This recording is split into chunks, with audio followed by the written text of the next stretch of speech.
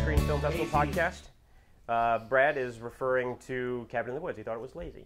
But this is Festival Podcast 27, I think. 27? Yes, or 28. One of the two. Something like that. It'll say at the bottom of the screen after this is over and we figure out exactly how much it is, but I think it's 27. So, I'm Tony Armour, Executive Director of the Sunscreen Film Festival. Tyler Martinulich, Programming Director of the Sunscreen Film Festival, drinking his coffee today out of a little... Tinkerbell. Tinkerbell. I just forgot the name of the fairy from... Who isn't in love with Tinkerbell? Yeah. Tinkerbell. Although I like the Tinkerbell from the briefly run cartoon that came out in the early 90s. You remember that Tinkerbell? She was kind of a whore. Yeah, brunette, short dark hair. It was, came out... it was because Hook came out. Yes. And so they made a non-related Peter Pan cartoon, and they had a little slutty brunette Tinkerbell. I liked her. And Brad Siberson, author and writer. You can find his novels. Author and writer. Author and writer. You know, Cover, it makes it sound like you're doing two different things when actually it's the exact same thing. But you know. So I guess we can get some festival business out of the way right now. Of course, the call for entries for films and screenplays is over. We are heavily into screening the films and trying to get them all rated, and hopefully we'll be able to make the announcement as to what films are in the festival right around the beginning of March. Basically. First week of March, yeah. Watch your zombie movie. I'll have to watch that this week. Okay. Brad is also one of our screeners. So far, the screeners that I've been watching, I think they're getting better from year to year. I think some of the films that we've gotten are, as the festival gets older, since we're going into our 8th year now, we have we're a little bit more established. People see that the Motion Picture Academy is sponsoring the Spanish language filmmaker showcase of the festival this year, so they're an official sponsor, so it gives us a little more, cachet and weight. So I think the quality of films has gone up a little bit. What do you think of the stuff you've watched so far? Because I'm the programming director, I have the luxury of picking who gets to see what early on. Yeah. So I reserved a lot of the foreign films for myself. And I do that because most of the foreign films, I'm talking about the shorts specifically, they have a huge government subsidy in So they most usually foreign end up being countries. better. Oh, they're fantastic. I mean, if you have $30,000-$40,000 to make a short film, it's going to look amazing. Right. So who gets all the zombie movies then? I usually pawn them off on... pawn is the wrong word to use. You know what? Actually, speaking of zombie movies, it's weird how cyclical sort of genres become. Yeah. We had very few zombie movies, whereas not last year but the year before. Oh yeah, we're loaded. It was loaded. Like every other movie that came in that was horror genre was a zombie movie. Well, what's weird is, and here's a little, kind of info for you filmmakers out there when you're wondering about submitting your film to a film festival. Yeah, just don't make zombie movies. Well, part of it is whatever it was popular. This is the 2013 film festival. So whatever was popular in 2012 film-wise, that's what everybody rushes. And actually, technically, because we start accepting films in September, and like 2011 into 2012, whatever was popular Hollywood-wise, that's what the indie filmmakers duplicate, and then we get submitted all those indie films that are that same genre or theme as. And I'll tell you one thing that I'm never going to miss is the crappy, shaky, handheld Blair Witch remakes. Yes. Is that still? I thought that was forever now. No, you know what? I have yet I've seen to see. Movies that seriously look like they're filmed from the back of a pogo stick. I mean, and I'm not talking like film festival movies that have been submitted to you. I mean like movies I've rented. Yeah. I'm watching Netflix. Well, they're cheaply made, but as far as like the indie market goes, there's very few this year. I noticed when I was going through the piles. Buy a fucking tripod. Seriously, seriously, you cheap fuckers. Buy a tripod. That's it. Just buy a tripod. God, I hate it so much. I'm with Brad. Well, people see that the camera shakes all over the place when they watch television and films, but those are not saying I like those, but there's a way and there's a style that they're doing it that you can still a reason. Right. If it's motivated, then I can get into it and I understand it. But if you're just doing it for some stupid stylistic because reasons, that's the style, and you got to be. I wish I could remember the film. This was a major direct-to-video release horror film. Good special effects. There was one big actress in it, and literally the whole film. I mean, she's sitting there talking to her boyfriend. They're like, I'm not exaggerating. It was unwatchable, and I can't believe it even exists. I can't believe it got released. I mean, that's something that you just like throw in the garbage 10 years ago. Yeah, and again, it's just young independent filmmakers when they're starting out. They they mimic what they see. Well, everybody who's an artist mimics. Yeah, until you develop your own style, and it's fine to mimic what you see, but you don't have to mimic exactly, and you should learn the craft a little bit before you just start mimicking, because in some cases some people pull it off and they know what they're doing and it looks good, and in other cases it all comes from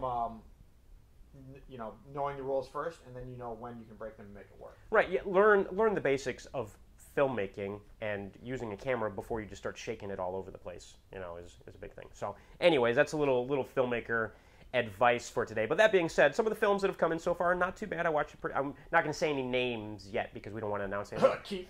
Oh, sorry. Films. I'm saying names of films that have been submitted. I watched a pretty decent documentary the other day. A little long. Again, one of the things that's going to determine if your film gets into the festival or not is bribes. Those are always very helpful. And can we program it? If we get a movie that's 120 minutes long, we could almost do two, 90-minute features. Now, let me ask, and this is for the benefit of people submitting stuff. When you say program it, does that mean it has to kind of fall into a block that you can put together necessarily, or no? Yes and no. Okay. There's only so many hours in the day, and we only have so many theaters.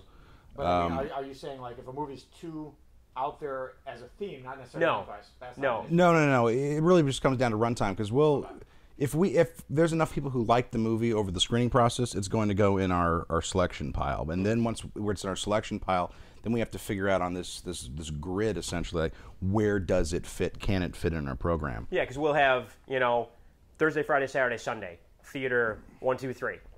You only have so many hours between 11 a.m. and 8 p.m. when you can put films in those 3 theaters for those many days. So there's only so many that can fit. And, of course, you get a lot of short films. And so we'll theme our short film blocks. Here is the action short film block. Here's the comedy block. Here's the whatever. And so if you have a short film that's 38 minutes long, it's going to take up an entire third of a short block. We'd rather put in 3 10-minute films than 1 38-minute film, unless the 38-minute film was really good. But again, the important thing here is quality. If you make a great 38-minute film, and if you're shooting a 38-minute film, what you have basically shot is an hour-long episode of television.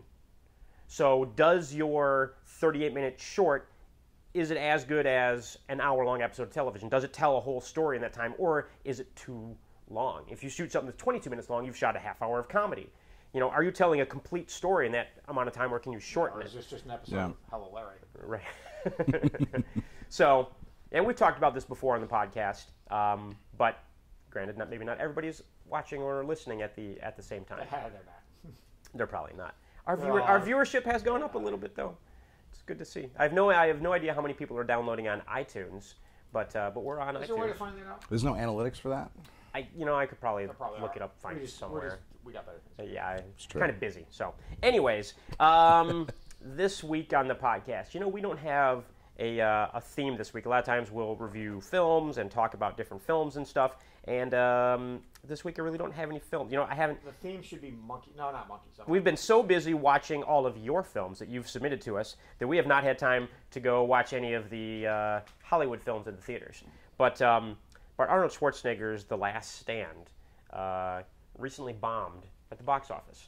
Well, that's because he's old. He can barely stand. I mean, seriously, all this. The Expendables has kind of jump started these people's careers for one movie each, and then they're done again.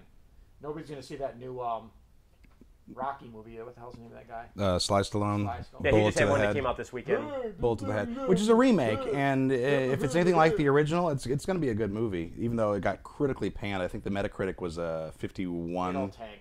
Nobody wants to see. I mean, the Expendables has a novelty value to it, but nobody wants to see a new Schwarzenegger action movie like that again, or a new Stallone movie. Well, what the the critics are saying, or the pundits that analyze that sort of thing, is one, The Last Stand came out in a weekend when there was just way too many other movies coming out at the same time. And it's not your typical... It didn't get a lot of good marketing either. It got a really generic trailer that makes it look like Raw Deal, the worst Schwarzenegger movie ever. Yeah, and the sort of the style of it, or the story behind it is Schwarzenegger is a washed-up old sheriff, and is just not sort of that aggressor, action hero. Because some old people action movies have done well lately. Red... with well enough to make a sequel of it. Yeah, with Bruce Willis and Helen Mirren and there's Die Hard 5 coming out next week. Ugh. Man. Yeah. In Russia. In Russia. No, I think With in his Russia, son. is a great idea. It is a great But idea. it's going to be a terrible film. But the problem is that, the last Die Hard film was so bad. So the last two were so bad. Are you kidding me? The third one was in the mid-90s with Samuel L. Jackson. Yeah. That was the one that wasn't even a Die Hard film. It was a reappropriated script because Yeah. Under Siege kind of stole their thunder and they had Right. to change the script at the last minute. So instead of just writing a good new script, they just, cut and pasted John McClane into some Simon Says bullshit. Simon Says. Yeah. Yeah, And they just made up, he is the guy's brother from the first movie. Yeah! movie sucks We'll have ass. Jeremy Irons do a really bad accent. German It'll accent. be great. Yeah, no, it was... That movie is beyond fucking terrible. Yeah. It was not But good. is Arnold even relevant anymore? I mean, he was out of the public scene or the Hollywood scene for so long. Well, what they were saying is, like, young people be like, now, why is the governor of California in a movie? No, actually, I gotta say, It's true. There's an smartest entire thing- generation who has not seen Arnold in a movie, Yeah. except for cameos, and then it was sort of like a tongue-in-cheek The thing cameo. is, Right. I think the smartest thing Arnold Schwarzenegger did is when he had the quick cameo in the first, what's The Rock's first movie, that action chase movie he did with the kid from American Pie. Oh, it's Sean Michael Scott. yeah, It was, that movie was fun yeah. and good and well made. The Rundown? Yeah, the there's rundown. a great scene in the beginning where Rock comes strolling in and Schwarzenegger bumps into him and just kind of gives him a smile and says, have fun, almost as if he's passing the torch.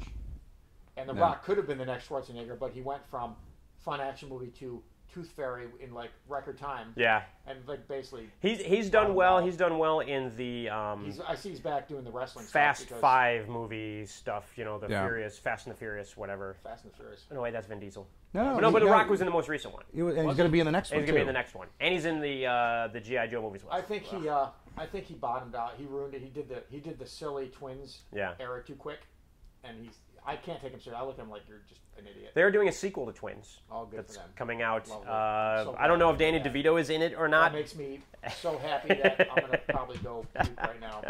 Wait, let me look and see. The sequel to Twins, I think it's and let's see if you can guess what it's called. Twins 2? More twins? I think it's called Triplets, actually. Oh, God. Wait, let me see if I can It's a find woman, it. It right? reminds me of I was driving down the street with a date, and she saw the billboard for that dolphin that has a mechanical tail. Yeah, And yeah. she was like, "There's a Winter the Dolphin. She was like, "There's a dolphin with a mechanical tail." I'm like, "How do you live here and not know that? There's a movie made, and they made it here." And she's like, "Let me guess, they called it Tail of the Dolphin." I'm like, close. Very, very close. Well, Schwarzenegger has a film coming out in September called The Tomb, where it stars him and Stallone. Oh God. Then Kill comes me now. 10, which is due in January next year, where he is an elite drug enforcement agency squad leader who steals from a cartel. Blah, blah, blah. Gay. Something. Oh, of course they're still talking about Terminator 5. Yes, it is called Triplets. Okay. The no. the follow-up to the 1988 comedy Twins, Triplets. It's going to be a woman. And The Legend of Conan. Oh, it's going to be old. It's going to be Old Man Conan. But Old Man Conan. Which I'm excited about. impressed Yeah. with that. I think that's a great idea. Adopt King Conan. That's a great idea. Yeah. I'm actually all behind that. Well, that's probably the smartest move Schwarzenegger has made since. Yeah. Well, you can't think of it since becoming governor. That was fun. That's fun. That's a fun idea to be governor. Man. That was probably his last moment. Um, Seriously, Fast and the Furious. That's what not Vin Diesel, but The Rock is doing. yeah, he did a bunch of those. Actually, the last one, which took place in Brazil, was sort of an Ocean's 11 I gotta say, esque. actually, It's gotten I more saw- off the cars and more on heists. I Yes. saw Fast and the Furious 3. Was that Tokyo Drift? And I gotta say, it really was the best possible Fast and the Furious that could exist. Yeah. And I like the fact that they had him grounded in America. The character's American, and they had him grounded in America. And they're playing American pop music, and as soon as he goes to Japan, they started playing like subtly in the background. You'd always hear or like all the like tags and stuff. It was all Japanese pop music. Yeah. And it helped add to that whole like completely different culture vibe. It worked. I mean, they did clever little subtle things. Well, and then the film, of course, did well. Did it? I didn't know. I thought Overseas. I thought it tanked. Yeah. No, Oh, no. well, that's because Kiko, I'm Yeah. so goddamn hot. I can't remember her name. Japanese was in actress. it. Yeah. And she was top billed in Japan. There's 2 extra scenes with her in Japan. Yeah, and again, Kiko, I can't remember her name, but she's gorgeous, and she's actually a good actress too. the big Yeah, thing so- nowadays is it doesn't matter what the movie does in the U.S. It only matters what you do internationally. Overseas, really. yeah. Well, yeah.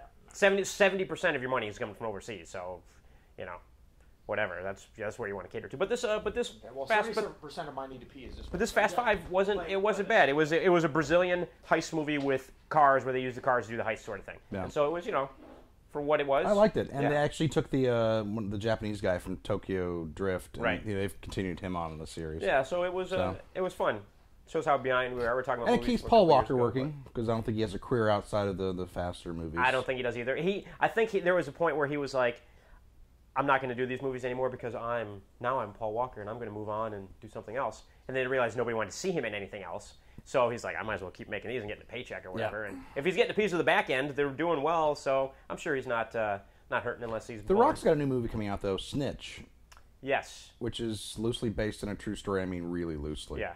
But I like The Rock. I got no problem. No, with I don't him. have a problem with him either. As long as he's not in the Scorpion King, I'm he's totally he's happy pretty with entertaining. it. Well, that was like his first, Yeah. thing. It was just bad. It was just bad. What was the one? The movie starts out. This was like 2 years ago, and he opening of the movie, he gets out of prison, and he's like badass. He's walking down the street, walks right into this building, opens a locker, grabs a gun out, walks across the street, blows some dude away, gets into a car, and drives off. Yeah, And I it's saw like that. Yeah, one of the yeah. most awesome opening scenes to a Yeah, movie. that was shoot. What was the name of that? It was. He has like 3 lines in the entire movie. It was a CBS film. I remember it was because CBS hadn't been doing. He just keeps picking these terrible. That wasn't a bad one. That was. No, it was a good one. Yeah, and I can't remember the name of it. I Ah, suppose well, I can Yeah, the look it up. Rundown. That was one I was thinking of. The Rundown was have fun. the Yeah. internet. And the one you're talking about sounds fun. And that new one he's got, the Snitch or whatever. Yeah, looks the new coming like it'd out. be entertaining. But he's doing that crappy Tooth Fairy like third level or third wave of Schwarzenegger's career jokey stuff. And it's just no, don't do that. It's too early. It's too soon. We don't want to. Yeah. No one wants to see is not a Tuma from you at this point in time. You know what's it's interesting that I don't know why I was thinking about this, but I was trying to look up The Rock on IMDb, and of course it's under his name, Dwayne Johnson. It's like, come on, you're not Dwayne Johnson, you're The Rock.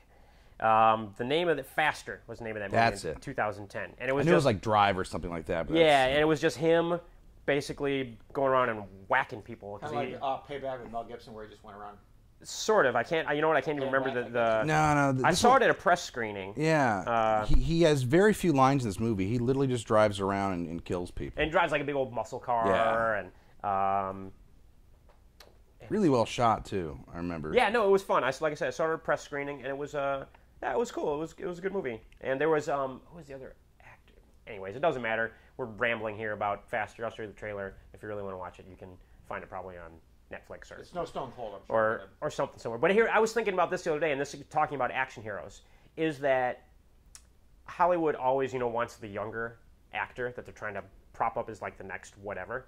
But to be an action star or an action hero, you have to be in your mid-30s or older when you get started as an action hero. Think about the guys that are action heroes and the age that they got started as action heroes. They were all mid-30s and older. I can't think of any action hero that's like younger than mid-30s. Even Stallone, Schwarzenegger. Schwarzenegger was like 40 when he did Conan. Well, it's because I think people just intrinsically want sort of a manly man. Yeah. And they want, and it even sounds girly when I say it, but they want someone who's sort of that grizzled look to them, And Sure. you don't have that at 20. I'm sorry, you're not tough. You're not tough. You're just not tough when you're 20. Yeah. Even if you are tough, you don't look tough. Yeah, even if you super. Like one of my best female friends has a boyfriend now who I wouldn't want to mess with. He's a tough guy, but he's also young, Yeah. and he just doesn't look tough. He's tough. He'd beat all 3 of us asses. Yeah. But he doesn't look tough. Yeah, and you know what? It made me think of it because there was what's the one kid who was in the Twilight movies? Tyler or something or other that was like Taylor Lawford. something like Taylor. Well, they tried to Lautner, Taylor Lautner. They tried to do an action film with him like a year ago or whatever. Where he's like 18 years old and he's like being chased and he's like and it bombed. It totally bombed at the box office. One, girls are the ones who like him right now, and they don't want to go see him in an action film. Yeah. And two, guys are like, I'm not going to see some 18-year-old kid as an action star. It just doesn't make any And sense. I think a lot of that too is those movies appeal to a certain demographic, Right. and that demographic tends to peak in your mid-20s. And I think a lot of people see that and want to believe that I could be that guy. Right. Well, and you know what? You don't want to see when you're 22 years old. You don't want to see, or you don't believe that you're going to see a 22-year-old contemporary of yours as like an action Right. star. And I think you don't want to see it because I think most people until they hit about 40 are like, well, with enough money and time, I could still be Batman. Right. But when you see someone younger than you, that's the same thing. I think so many kids movies get it wrong. They're always like, "We'll make the kids." This happens to a bunch of kids. When I was a kid, I hated that. Whenever I watched a cartoon where all this adventure happened to kids, I'm like, I know a bunch of kids, and I'm a kid, and this doesn't happen to us. Yeah. I'd rather see adults having adventures because I'd be like, I could be Flash Gordon someday. I could be, John McClane someday. But you're not going to be the kid who's a year younger than you having adventures someday because it's possible. Yeah, and how old is Tony Stark? Like, Robert Downey Jr. 40-ish, yeah. Robert Downey Jr. is in his 40s, in his mid 40s or whatever. DC has like locked, and they're like Batman and Superman. They are 28 years old. That's the thing. I'm like, they can't be in their 20s. They're adults. Yeah. And you're not. I don't care. You're not an adult at 28 in the sense that you're an adult when you're 40. Right. They should be 38. Yeah. And but they have this idea that's because they don't want him to be too old. Yeah. I mean, I'm trying to think. Okay, who Chris Hemsworth, who played Thor. I think he's late 20s when he did Thor, but he looks older. He's got the beard and all. Get away with that because he's supposed to be ageless. Yeah, exactly. But yeah, Tony Stark has to be in his 40s. You don't have that kind of a business at that age. You run into the ground, Right. Yeah, and just from a perspective of just seeing these guys, I heard a great quote when I was listening to ESPN Radio. It was attributed to, I can't remember. I don't know who to attribute the quote to, but I was listening to like Mike and Mike in the morning or whatever. But they were talking about J.J. Watt, who plays defensive end for the Houston Texans, who's just like this big, strong, massive guy doing all this stuff. And somebody described him as old man strong. He's old man strong, which, it's sort of like the country strong sort of thing. It just implies that you just don't have a certain strength or a certain gravitas to you until you get to a certain age, basically. When I was probably maybe 24-ish, I was hanging out with a roommate of mine, and we decided we were going to throw a party, and we went and bought a keg. And the two of us, I'm 24, he's 22. I'm like, this keg down the stairs. And literally this old guy who's probably 60, skinny as hell, walks up, kind of pushes us aside. He worked there. Picked the keg up with one arm like this. And just set it in the trunk for us. And Mark and I just looked at each other like, we just got punked by that guy. And he asked the first, and Mark's like, because he's old guy strong. He's just made us look like bitches. Yeah, it's just, you're old man and strong. That was like when I was in my 20s. My dad is not a big guy. He's like 5'6", if that, or something like that. Like 5'6" and like 180 pounds or whatever. But in your 20s, you think you're tough. I would have never messed with my dad in my entire life. In his, 40s or whatever, he whooped my ass like every day of the week. He just old man strong. You just don't know what those old dudes have been through by the time they get to being 40s, 50s years old. Even the guys that are like 50 years old in their 50s, I see at the gym or whatever. I'm not messing with old man strong over there. You just don't know what's going on with them. Well, moving on from old man strong. Theme. We still don't have a theme this week. I was just thinking of something else here. I see this big ad for Naomi Watts, who's nominated for Best Actress for a movie called The Impossible, which I'm not going to go see. And but it's funny. It's funny because there was a film that was filmed here in Clearwater called Sunlight Jr. and Naomi Watts starred in that film. And it felt, when you read the script for this film, it felt like this script was written because somebody wanted to try and act in it to get an Academy Award, to be nominated for an Academy Award. And so Naomi Watts seems like a really cool person, but as an actress, she was like, what roles can I do, this year that will be out next year that can get me nominated for an Academy Award? And it looks like one of them pulled through. Sunlight Jr. is not one of them. She was not nominated. I don't think the film's even got distribution yet. But she got nominated for this one. So that was her kind of her throwing it out there and seeing what role she can get nominated for. She barbed wire wrapped around her leg? She has a chunk of her leg missing, the size of a cantaloupe. Her whole leg isn't as wide as a cantaloupe in this shot. There's a scene where the whole back of her leg is just gone. Let's see if I can she find that. Stuffs it with gauze and then wraps it up. And the first time I ever heard of that movie is when I saw the ad for her being nominated for an Academy Award. So I'm not sure where it's out or where it's coming. I'm not going to read the quote, but A.O. Scott from the New York Times needs to rein it in a little bit because seriously, Naomi Watts is not going to date you. Oh my God. This kid looks like I hear it's a really good movie. I don't have the emotional. Like Beautiful Creatures, I'm just not going to deal with it. Well, yeah, I've seen Razorback. I've seen the fun version of Beautiful Creatures. So. I just don't have the emotional resources to spend being depressed for a day, watching a bunch of people die and float around in mucky water. Yeah. Which I have not seen Life of Pi yet. I would it looks visually like amazing. That came out of nowhere. Like, Yeah. one, I'm not a big fan of Ang Lee anyway. Right. I've just never liked any of his films. So I keep thinking, I don't like Hulk new movie. Make me angry.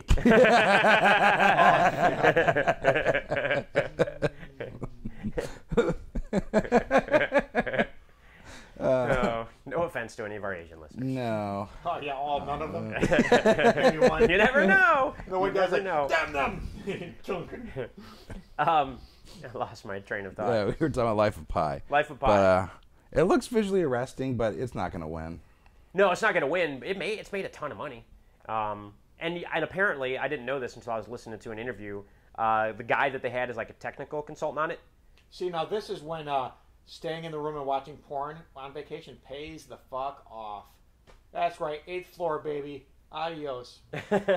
Oh, this movie is the one that takes place during like the tsunami. Yeah, tsunami. Gotcha. and it's a true story. Like the entire now. the families Now I get remember. separated, and then through miracle happenstance, they all come together at the end. Right now, I But remember. Ewan McGregor's in it. I'm surprised he didn't get nominated as well. I remember now. Yeah, I guess it was only so long before they made the tsunami movie. But apparently, the guy that was technical consultant on Life of Pi actually spent 76 days in a life raft in 1982, floating around the ocean. And so they were With a tiger? Wait, on purpose, or just something happened? no, something happened, Okay. and so they were literally like, "Well, we need you so you can tell us like what's real and what's not, and tell us the whole thing." And so that he was like pre-production, all through production, he was like there while they were shooting everything. And there's a scene in the movie that actually happened to him that got into the movie because he told him the story, and it's the one with like the big whale that comes out and it's got all this phosphorescent stuff on it, and he was just like, he told the I story, want and to they're point like, out that this movie "That's cool." is a complete remake / ripoff of a movie called The Visitors that no one's ever heard of that you should look for. Life of Pi is? Yeah. No. It was based on a book. The Visitors is basically the same story, marketed as a horror movie, which it's not. About a woman who is on a yacht race and her boat gets effed up and she gets stranded and just floats, and basically has a emotional and psychological breakdown while she's out there floating in the middle of the Pacific. Well, this was based on a novel that was written a while ago, and it was over 10 years ago. Or it's even longer than that. It's an older book, but nobody thought they could get the book made, but there was one woman who kept like Well, they working on managed it. to make Fear and Loathing. They managed to make the Interzone movie. I can't remember the name of it off the top of my head. And they managed to make even Cowgirls Get the Blues. So I mean, at this point, I think everything's filmable. Yeah, you It's a just need to...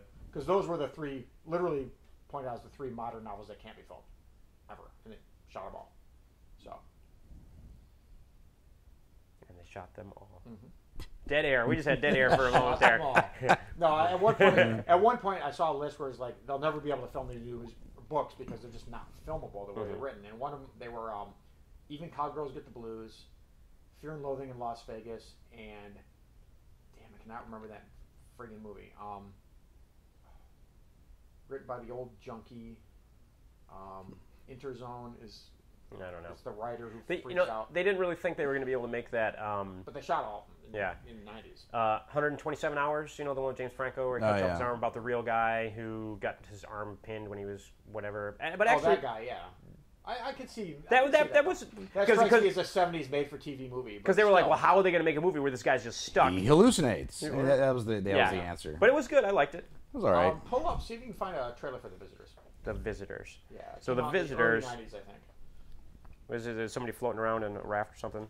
Well, she's actually on a nice boat, but she just cracks up. Oh. So while you're looking for the visitors, there was news. I cannot believe I can't remember that movie. It's the guy, William Burroughs. The wrote it. Visitor or The Visitors? I was going to say Burroughs. Burroughs, but what's... When you said what's psycho his- writer. What's his tech deck? He hallucinates bugs that are coming after him when he's writing. Cronenberg. No, not Cronenberg. Cronenberg may have made it, but what's the movie's called? Or what's the book called? It's driving me nuts. Never remember. From 2003? There's a Visitors from 2003. Hot And I lunch. see a boat. Something lunch. Naked Lunch. Naked lunch. Yes, Naked it lunch. was Naked Lunch, Even Cowgirls Get the Blues, and Fear and Loathing in Las Vegas. Yeah, it's been a while since I've seen Naked Lunch. I've never actually seen it. Really? I own a copy. It's definitely not it. This is not The Visitors. Probably not, unless she ends up on There's a a boat. sailboat. Oh, wait, maybe. I think this is. Oh, yeah, this is it. Yeah. I'm crazy on a sailboat. Yeah, this is a really interesting movie and totally worth seeing, if it's the right movie. I'm Crazy Lady on a Sailboat from 2003. The But I mean, Visitors. it's smart and it's interesting and it's weird. Smart, interesting, And weird. and weird. So J.J. Abrams is directing Star Everything? Wars and everything else. Is it directing everything with star in the name?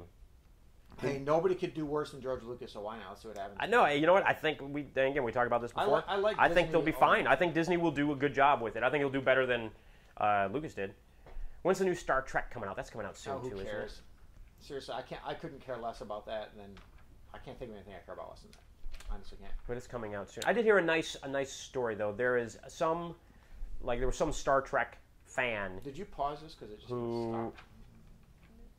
Low battery. There's some Star Trek fan who was dying of cancer and was going to basically be dead before the new Star Trek movie came out. Lucky him. So no, he still got to suffer because J.J. Abrams showed up at his hospital bed. J.J. Abrams gave him a special screening, like on his deathbed of Star Trek. It's the last thing before he dies. Is, We're the most insensitive pricks on the planet. I'm sorry, but seriously, I mean, I want to go out happy. I don't want to go out watching a J.J. Abrams movie. But I guess Then it again, wasn't. I could be watching a Michael Bay movie, so what am I saying? There you go.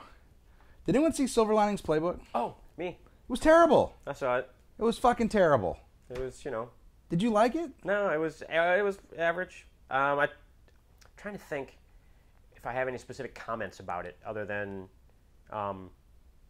just like I didn't like the character. Explain to me the point of the movie. Well, there was no point. It was based on a book, right? I don't actually. I think I think it was, but everything's based on a book nowadays. but what was the point of the movie? He's crazy, Okay. and then he meets a girl who's also kind of crazy. Yeah. And they get along, so they can be happy being crazy together. Right, and their dad has a horrible gambling problem. Right. And he is crazy. Wait, and that's... wasn't that The Player with Molly Ringwald from the 80s? No, it wasn't the player was Tim Robbins. But the movie drove me nuts because there's no consequences to any of their action. Like it starts off with a movie that's dealing with mental illness. Yeah. And then the third act of the movie, they completely ignore that. Right. And then they've set up this whole subplot with the father who's a huge gambler. But who also has a mental illness, obviously, where he's passed on to his son. But they completely ignore the fact that the dad has a mental illness and just focus on the fact that the son is Right. crazy.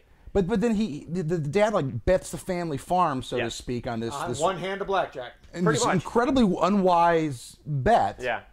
And then they have to like rescue each other at the end, but it all becomes okay. Yeah, it was. All I picture when you say that is the Simpsons episode. It was like, my dad bet the entire house on one hand of blackjack. 19 hit me, 20 hit me, 21 hit me. Go!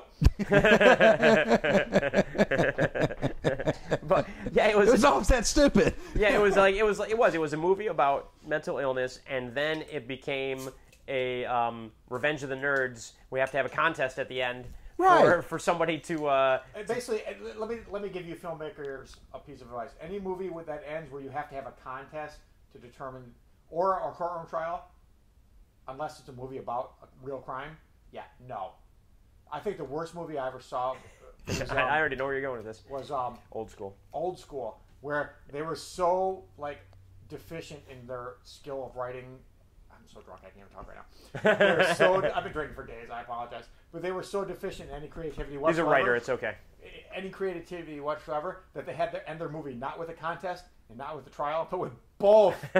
Fuck you, Old School. Seriously, I can't believe. Oh my God, it's everybody involved with that movie. I just remember the floor gymnastics with the guy with the ribbon. Yeah. Seriously, that's one of those movies that everybody thinks is funny, and I'm like, you're mistaken. Well, it had funny. It had funny bits. Don't get me wrong, to it. But none of them had anything to do with the main plot. The idea of No. a bunch of guys who are lives and marriages are bad, and they decide to try to start a frat to relive that part of their life. That's a great idea, and that can either be a really, really funny, goofy movie like Grandma's Boy. That's funny, but silly but funny, and you laugh out loud. Or it can be a really smart movie. Or goddamn it could even be both if you want to make the effort. Yeah. To take more than 15 minutes to write the script. But they just didn't bother. They didn't even do any of those things. Just like, oh, this is a funny bit. This is a funny bit. I'll make this up. Sober up for 5 minutes. Write another 5 minutes. Yeah, it had funny bits, and it had some funny set pieces in it, and so people just remember the funny bits, right. And not the end of the movie. And that's the problem because it's not satisfying. People are the same way with those Broken Lizard movies. Super Troopers has 4. I mean, fall down, laugh out loud, fall out of my seat, funny stuff, and I hate everything. But they're funny. Now I will say they're funny. But between those 4 funny parts, there's just nothing but dead air and just people standing around and talking and nothing happening and some plot you don't care about. It's terrible. Broken Lizard needs. I don't know. Somebody at some point, all their movies are like that. Somebody at some point told them you can only have 5 funny scenes in your movie, and they just took that to heart. And every movie they make has 5 funny scenes and 95 minutes of dead air between them. And it's just, well, you really won't like Silver Lining Playbooks then. painful. Yeah. A friend of mine told me, like, I watched the movie and it's like there was no point to the fucking movie. I was like, oh, it can't be that bad. It was nominated for an Academy Award. So I went to see the damn thing and I was like, I got out of the movie theater. I was like, what the fuck was the point of that movie? Well, and of course, you know, it's and Bradley Cooper, and I like Bradley Cooper as an actor. I think he's a good actor, and I think he's entertaining and he's fun. And something else he's been in. well, you just saw the A-Team where he played Faceman, Okay. the most recent Yeah, one. I like him too. Actually, he was the best thing about that. And he's in the Hangover movies, you know, and he's fun. He's funny. He And was great as Faceman. I hated that movie, but he was great. His standout movie was in what was it, Wedding Crashers, where he played the douchebag boyfriend. Another terrible movie. Yeah. But he was funny in that. Funny bits and good set pieces and Actually, everything. the funny thing is, most of the actors in that were funny or good in that.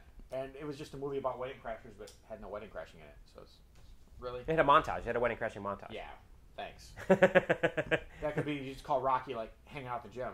And just, no, that's not what it is. Pumping Iron 5. No, it's Rocky. It's not about hanging out at the gym. It's about a bunch of other stuff. Right. Wedding Crashers should not have been about anything but Wedding Crashers. Yeah, but I like Bradley Cooper. But again, it goes back. It's one of those roles. You know, when it goes back to it's the old Tropic Thunder, where you never go full retard. you never go full retard.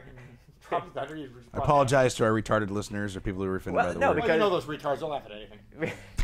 Because in Tropic Thunder, you know, the whole reason that he played, that the main character, Ben Stiller's character, played the retard role is because he wanted to get nominated for an Academy Award because he was known as an action hero. And, you know, Robert Downey Jr. gives him the advice, never go full retard. And again, I thought Tropic Thunder was a funny movie. I like that movie. Which isn't that, though, yet another of the many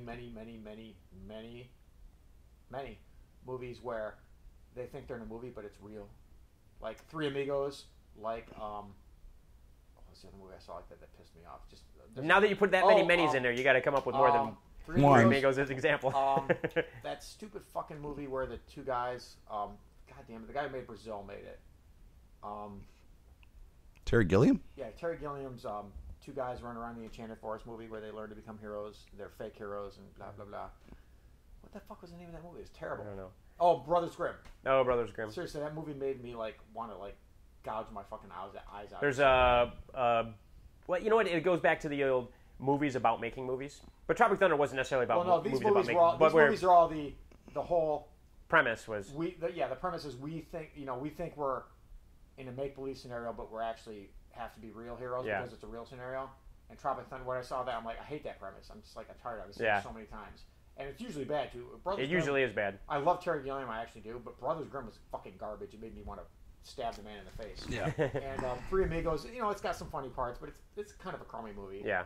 And, you know, Tropic Thunder, as much as I like Ben Stiller and some of the other people involved, to me, I'm like, not this again, really? Because there's such a suspension of disbelief, like, oh, I didn't realize those shells blowing up all around me were real. I thought they were special. No, you didn't. Are you fucking... No one's that stupid. No one's that retarded. No one making a movie... Movies aren't so realistic when you're filming them that you accidentally think people are shooting at you unless you're making an action film in Italy in the 40s or something. You know? In the 60s. They actually shot real bullets at the actors. No one is making a film and, like, confused because there's really a war going on around them. That's not how movies are made. And it's just, to me, insulting as someone who's been around movies being made should be triply insulting to people who've actually worked on films. Right. It should even be insulting to people who watch movies because, I mean, if you watch TV and think it's real, then... But anyways, it made me think... when I watched that movie, it made me think of Never Go Full Retard. Because I saw Robert Downey... you held on to your original train of thought from my Bradley Cooper, he wasn't playing a retard, but he was playing a crazy person. So it was, of course, it's the old, well... If I play a crazy person, you know, you get nominated for awards. You always get nominated for awards if you play crazy people or retarded people or. Well, and his performance was decent. I'm not going to take anything away from him, nor Jennifer Lawrence's. But Robert De Niro, I mean, really? I mean, it wasn't necessarily phoning it in, but he didn't deserve a nomination. He was nominated for Best Supporting Actor. I was just like, just because your name's Robert De Niro now, I guess you just get an automatic nomination. That's the way that works. Well, you know what? You know how else it works is. Nowadays is again, you just play a real person. I hate this too. This is what I hate too. I hate movies that get nominated because they show what real life is really like, and because the actor or actress plays a real person. They were so real in the movie. Well, so what? I mean, that's the stupidest thing ever. Of course, they're playing a real person. They are a real person. They actually exist, and you know what? I'm surrounded by real life. I don't see the movie. Right. Just like I'm surrounded by 3D. Everything's 3D. I don't even see that movie. The only difference is right now I don't have a headache. That's the only difference between reality 3D and 3D in the movies. And just the whole, they played such a real, and again, of course, I get it that there's a lot of acting skill involved, and I'm not taking away from that. And I think a lot of actors do. He's talking about Lincoln, by the way, if you haven't pieced it together. No, I haven't seen Lincoln yet. Oh, you mean the one where he fights zombies? Who else are you referencing the one where then? He That was fights nominated for an vampires, Academy or the one Award. where he's just Lincoln? I'm talking about like movies like what was it called, North County, where an actress plays somebody she's a real coal miner's daughter. Who worked in a coal mine, No. or what was the one that why am I blanking on her? Juliette Roberts won an Academy Award for Erin Brockovich, yeah. Erin Brockovich. She's playing a real person and acted like a real person, doing what real people do. Hasn't the real Patch Adams threatened to beat up Robin Williams? I mean, that doesn't mean anything. Playing a real person. I know. I'm kidding. Actually, She's so lifelike. The real Patch Adams never said that actually, but I mean, he hated that movie. Or even just a movie that I started watching Winter's Bone because I heard great things about Winter's Bone. Sorry. It's a prior joke. Wait, is Winter the Dolphin a male? I'm not referring to going down to the Clearwater Aquarium and searching out and watching Winter's Bone. But Winter's Bone, which is the movie that got Jennifer Lawrence noticed as being a really good actress. But I started watching that movie, and it was so god-awfully depressing to see this. He's just reading a magazine while we're... No, I'm looking for topics. Keep talking. No, it's like dirt poor, people in Mississippi or Missouri or wherever. I think it was Missouri, like in the Ozarks, where it's just ridiculously dirt poor who have to borrow money and food. The funny thing is, the best dirt poor thing I ever read was actually in a book, and it wasn't even a movie. It was the thing I best know. There's a book called The Witch of Hainted Holler. Yeah. And I cannot remember the author's name. I met her once, or no, I corresponded with her once. I didn't meet her. But you read this and it nails being poor. Yeah. I mean, and I'm not talking the kind of poor where I guess I won't eat today, but I'll eat tomorrow. I'm talking the kind of poor where you're dirt, fucking Ozarks, redneck, fucking poor. And that's what this movie was. The water from the well might be bad, but we're gonna have to drink. And I tried, and dead raccoon in it. And I tried watching the first 30 minutes, and I just couldn't take it. It was so depressing. And I'm like, you know what? And she got people get nominated, and they're like, oh, it's a wonderful movie because it's so real. It's like, and then they go home and they watch Terminator 3. Well, real people that are really that dirt poor, they're not watching that movie. The movie that they want to watch is, it's going to uplift them. It's going to make them happy. Yeah, exactly. Comedy or something. You know what they want to watch? They want to watch nonstop Michael Bay movies. Is what they want to watch. Spectacle, smile, escapism. Right. Which again, there is room, and here we're talking about independent film festival where we screen films that are low budget, no budget, that are good stories and stuff like that. I'm not downplaying good stories about real people, but for some reason that particular movie I just couldn't take it. Well, there's a difference between good stories about real people that are inspiring and good stories about real people that are annoying tripe, like Lucas. Really, yeah. I don't think that was about a real person. But I'm saying that kind of right. I like movies with unhappy endings. I like movies. When I was a little kid, I was like, when I told my mom, I was like, I like movies where the hero dies at the end, and she was like, what? What's wrong with you? I was like, it's cooler when the hero dies at the end of the movie. I was like, don't you get it? Because the hero is dead. It's it's a bigger deal than if he lives at the end of the movie. And my mom, of course, I'm 12 years old at the time, and she's like, why would you like a movie where? Yeah, exactly, Tony. Why would you like where the hero dies at the end? And so I suppose that But it's cool. I think I was the same way when I was a kid. Though I was, I remember. I wish I could remember. At one point the other day, I was thinking. I remember the first movie I saw where the hero or the good guys died at the end or lost, and I remember being just absolutely blown away and devastated by that. Because growing up and watching network television, that never happened, and just being just like, wow, this can happen. This is wow, and it's really affected me. And it's important and it works when it. I can't even make a coherent sentence at this point. I think the only movie I cried in was when John Wayne dies at the end of Sans Iwo Jima. You cried when Dewey died at the end of Silent Running. Don't lie. You're so right. I forgot about that. I actually have a friend who's one of the most fuck everybody, I'm so tough. And he's like, when Dewey died at Silent Running, I cried. Which, have you seen Silent Running? I don't remember. It was the Bruce Dern film where he's, all plant life on Earth has died yet. Everyone on Earth hasn't died, which makes no sense, but never mind. Fuck logic. It's a science fiction movie. And all the trees and foliage left in the world are in this floating Biodome in space. around space. And they basically call him and say, we don't need it anymore, so blow it up and come home.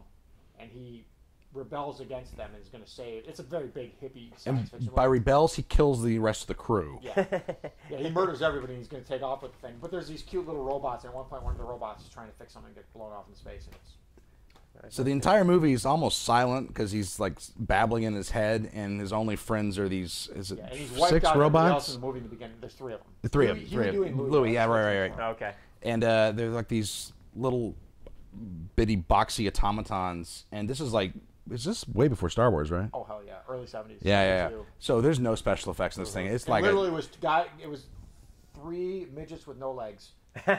Seriously, walked on their hands, and that's how they, or something Really? like that. It was yeah, like, or they were they're dwarves. so, but it's a testament to great filmmaking that you attach yourselves to these characters. Right.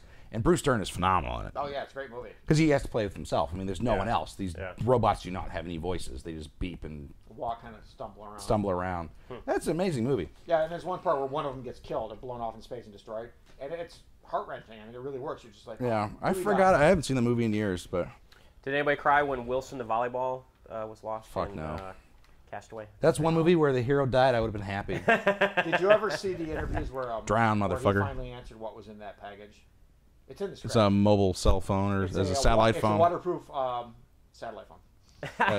Waterproof, solar-powered satellite phone. Actually, in the original script, and for anybody who's actually I'm trying to remember the movie. What package in the movie? he had that package Remember- the whole time they had to deliver, and he never opened.